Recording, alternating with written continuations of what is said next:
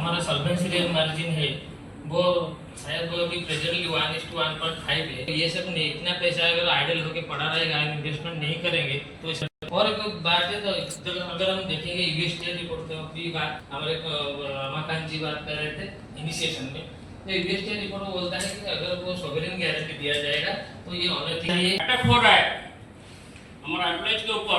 आप तो देखें पहले कंकरेंस का नहीं था, कंकरेंस से आ गया साइनिंग। बिहार झारखंड से मैं देवेंद्र मिश्रा आज माइकल जॉन ऑडिटोरियम में east central zone insurance employ association के जनरल सेक्रेटरी श्रीकांत सर से आज उनसे जानेंगे बीमा के क्षेत्र में।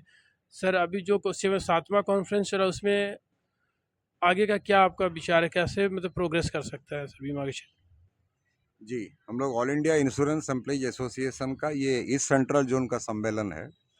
पहले तो मैं आपके चैनल के माध्यम से हमारे देश के जनता, हमारे पॉलिसी होल्डर और भारत सरकार का धन्यवाद करना चाहूँगा। लाइफ इंश्योरेंस प्रीमियम से और हेल्थ इंश्योरेंस प्रीमियम से 18% का जीएसटी वापस लेने के लिए पिछले 2004-5 से हम लोग जो संघर्ष कर रहे थे, अंततोगत्वा भारत सरकार ने इसको मान ली है और उस प्रीमियम से जीएसटी को वापस ली है। ये जनता के लिए बहुत ही फायदेमंद होगा, विशेष करके लाइफ और हेल्थ इंश्योरेंस प्रीमियम में। दूसरा जो मुद्दा है, आज अमेरिका के नेतृत्व में भारत के ऊपर जो दबाव डाला जा रहा है टैरिफ को इस्तेमाल करते हुए, हमें लग रहा है कि भारत सरकार कहीं ना कहीं उस दबाव के सामने घुटने टेक रही है और उस दबाव में आकर के आज हमारे देश के बीमा उद्योग को विशेष रूप से बर्बाद करने की कोशिश कर रही है। पहला चीज है, बीमा उद्योग में फिलहाल विदेशी पूंजी का सीमा 74% है, जो कि भारत सरकार ये सोच रही है कि इसको 74 से 100 किया जाए।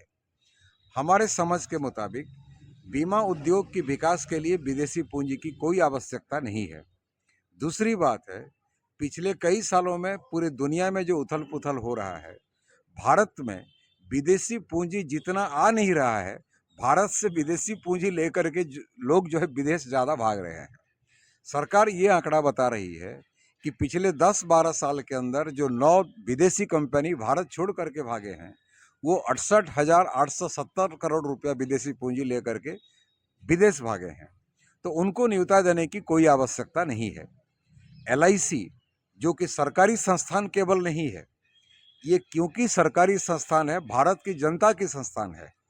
5 करोड़ मूल पूंजी से एलआईसी कारोबार शुरू करते हुए आज जो 55 लाख करोड़ का जो परिसंपत्ति इकट्ठा किया है, इसका मालिक कोई व्यक्ति नहीं है, भारत की जनता है। एलआईसी के 40 करोड़ बीमा धारक हैं। तो एलआईसी केवल एक संस्था नहीं है, ये हमारे देश की जनता का सरकारी उद्योग के प्रति जो आस्था है, जो विश्वास है, उसका एक प्रतीक है। इसीलिए बीमा उद्योग में विदेशी पूंजी बढ़ाने की कोई ज़रूरत नहीं है। दूसरा हमारी अहम मांग है कि पिछले 15 साल के अंदर एलआईसी में जो कुल पॉलिसी संख्या, उसमें 410% का इजाफा हुआ है, लेकिन नई कर्मचारियों की बहाली नहीं हो रहा है, उल्टा कर्मचारी संख्या लगभग 50% कम हुआ है। ये अलग बात है, हमारे कर्मचारियों का जो प्रतिबद्धता है एलआईसी के प्रति, जनता के प्रति, हमारे काम में कोई फर्क नहीं आ रहा है। काम वैसे कि वैसे हो रहा है, लेकिन ये कब तक चलेगा? और एलआईसी जब सरकारी संस्थान है और एलआईसी की बेशुमार प्रगति हो रही है, उस प्रगति का फायदा हमारे देश का बेरोजगार पढ़े लिखे नौजवानों को भी मिलना चाहिए। इसलिए एलआईसी में क्लास 3 और क्लास 4 कैडर में अविलंब बहाली होना चाहिए।